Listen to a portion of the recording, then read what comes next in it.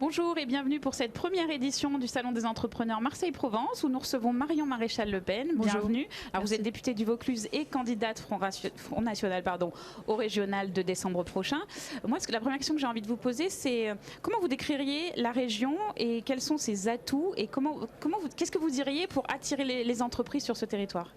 Déjà, sans trahir un secret, c'est vrai que nous avons la chance d'avoir un climat qui joue plutôt en notre faveur, c'est le moins qu'on puisse dire. Et c'est vrai que ce qui est remarquable, c'est que nous avons une économie qui reste très dynamique, qui est variée, puisque nous avons à la fois de l'industrie, de l'agriculture, nous sommes une région touristique qui est forte, un secteur marchand aussi qui est important. Et je dois dire qu'à Marseille en particulier, même si l'actualité marseillaise n'est pas toujours particulièrement encourageante, d'un point de vue économique, il y a une vraie émulation et il y a des entrepreneurs à soutenir. C'est d'ailleurs tout l'objet de notre programme économique au niveau régional. Alors justement, si on doit détailler un petit peu les grandes lignes de ce programme économique, ça donne quoi concrètement? Alors concrètement, déjà, avant de me lancer sur les mesures, faire un constat qui est celui qu'aujourd'hui, malheureusement, le développement économique n'est pas une priorité de l'actuelle majorité, puisque nous avons à peine 100 millions d'euros d'investissements qui sont consacrés à l'aide aux entreprises, et nous avons 25% de dépenses en plus en dépenses de fonctionnement, ce qui est d'ailleurs un fonctionnement un peu particulier d'une part, alors même que nous avons un budget de plus de 2 milliards d'euros. Donc je crois que dans un premier temps, il va falloir rééquilibrer les dépenses de la région en faveur de ce développement économique pour avoir comme objectif d'arriver sur l'ensemble de mandats à terme à 500 millions d'euros d'investissement, à pouvoir en avoir un véritable effet levier, ce qui n'est pas le cas aujourd'hui parce que nous avons moins de 1% des entreprises de PACA qui sont véritablement aidées. La deuxième chose, et je crois que ça c'est un effort qu'on doit faire à l'ensemble des échelons, c'est un effort de simplification considérable, parce qu'aujourd'hui la région a créé de très nombreuses structures, par ailleurs dont l'objectif est louable et l'utilité avérée, mais qui sont trop nombreuses et qui sont de fait largement inaccessibles pour les très petites entreprises qui se noient un petit peu dans l'ensemble des dispositifs et qui ont du mal à s'orienter.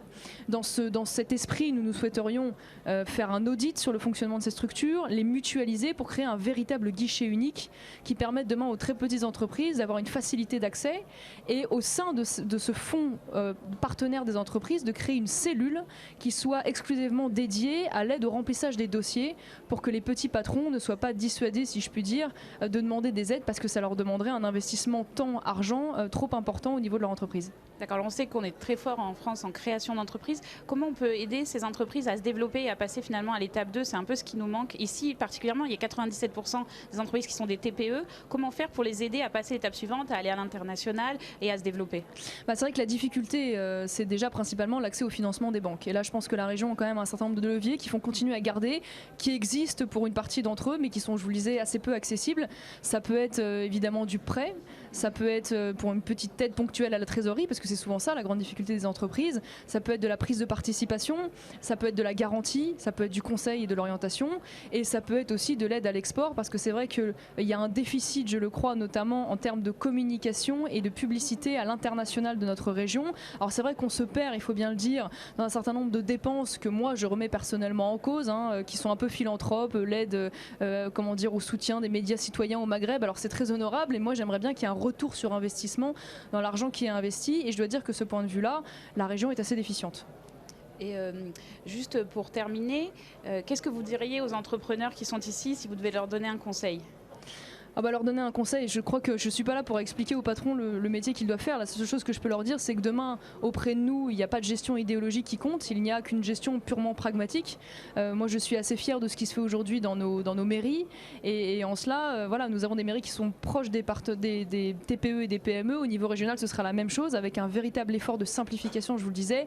Et surtout, ne pas tout concentrer, même si j'aime beaucoup la ville de Marseille, à Marseille, car je rappelle que la région, c'est l'ensemble de la PACA. Il y a aussi des possibilités de développement très importantes dans d'autres secteurs, et donc rééquilibrer l'engagement de la région sur l'ensemble des territoires. Marion Maréchal-Le Pen, merci. Merci.